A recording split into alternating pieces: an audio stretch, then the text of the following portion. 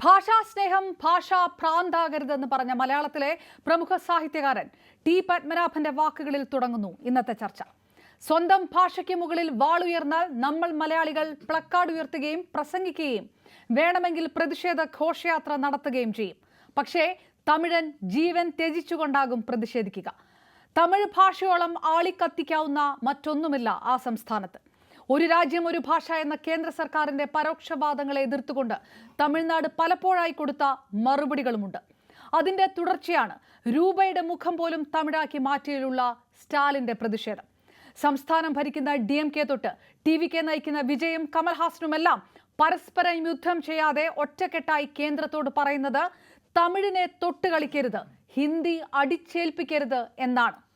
എന്നാൽ ദേശീയ വിദ്യാഭ്യാസ നയം നടപ്പാക്കാൻ ആദ്യം സമ്മതിച്ചിട്ട് അടുത്ത വർഷത്തെ നിയമസഭാ തെരഞ്ഞെടുപ്പ് മുന്നിൽ കണ്ട് DMK പിറകോട്ടു പോവുകയായിരുന്നു എന്ന് കേന്ദ്രം ആരോപിക്കുന്നു.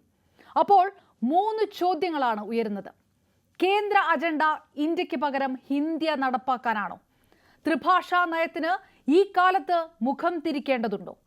ഭാഷാ അരക്ഷിതത്വം വളർത്തി വോട്ട് നേടാനാണോ DMKയുടെ നേട്ടം? ഇനി ഇതുകൊണ്ടൊന്നും തീരുന്നില്ല. ഏകപക്ഷീയമായി പാർലമെന്റ് മണ്ഡല പുനർനിർണയം നടത്താനുള്ള കേന്ദ്ര നീക്കങ്ങൾക്കെതിരെ ചെന്നൈയിൽ പ്രതിഷേധമുയർത്താൻ ഒരുങ്ങുക കൂടിയാണ് സ്റ്റാലിൻ. പോർമുഖം കടുപ്പിക്കുകയാണ് സ്റ്റാലിൻ. ആ പോരാട്ടം തെരഞ്ഞെടുപ്പ് വരെ മാത്രം നീളുന്ന മുഖംമൂടിയാണോ, അതോ ആളിക്കത്തുന്നോ ശരിക്കും നമ്മുടെ അയൽ സംസ്ഥാനത്ത് തമിഴ് വികാരം?